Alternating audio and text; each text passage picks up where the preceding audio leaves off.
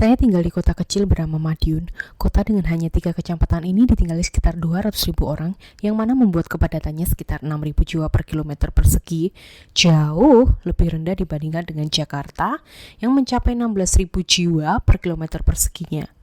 Bahkan, dengan kepadatan yang cukup rendah ini, saya masih merasakan yang namanya jalanan macet. Berangkat kerja pun bikin stres. Meskipun dibanding kota besar lain yang saya pernah tinggali atau sekedar singgah seperti kota Bandung, Jakarta, ataupun Surabaya, tingkat kemacetan dan stresnya sedikit lebih rendah. Dan untuk orang-orang yang menggunakan sepeda sebagai alat transportasi utama, saya mulai bertanya-tanya, mengapa orang yang menggunakan motor maupun mobil ini tidak menggunakan sepeda saja sebagai alat transportasinya?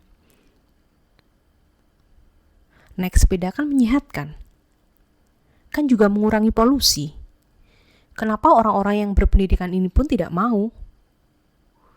Dan banyak juga permasalahan lain, seperti ibu-ibu ini yang tidak berjalan di trotoar, pesepeda yang malah menggunakan lajur mobil, pesepeda yang menerobos lampu merah.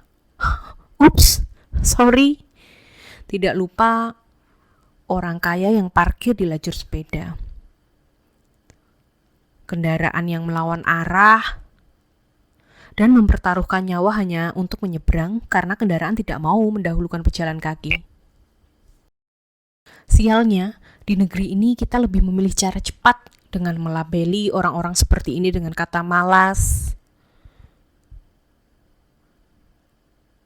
tidak taat, pelanggar aturan, kurang berpendidikan, atau namanya juga Indonesia, tanpa mau mencari sebab dan solusi yang tepat. Ternyata semakin saya belajar, pelabelan ini salah. Kalau memang hanya karena malas atau kurang berpendidikan. Tidak perlulah orang-orang Belanda harus repot mendesain jalan seperti ini. Atau orang Amerika tidak akan seperti ini dengan alasan pendidikan mereka jauh lebih baik. Mungkin belum pada tahu, kecelakaan mobil di Amerika lebih banyak dari yang kita kira loh. Tentang hal-hal inilah channel ini ada. Mengapa kita tidak mau bersepeda? Mengapa kita tidak mau jalan kaki meskipun dekat?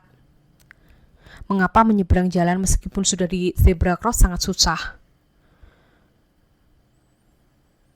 Mengapa parkir kendaraan seperti ini?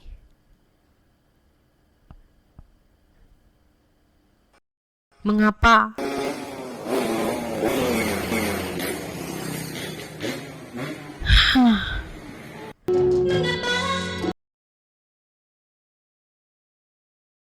Dan lebih luas lagi, mengapa kota kita seperti ini?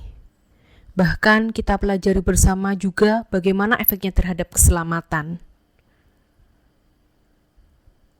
Efisiensi,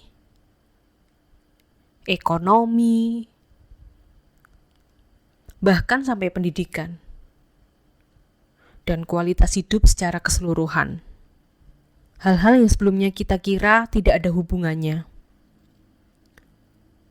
Saya usahakan sebaik mungkin untuk menjelaskan lebih rinci hal-hal tersebut, dan kita dapat belajar bersama sebagai pelajar jalanan.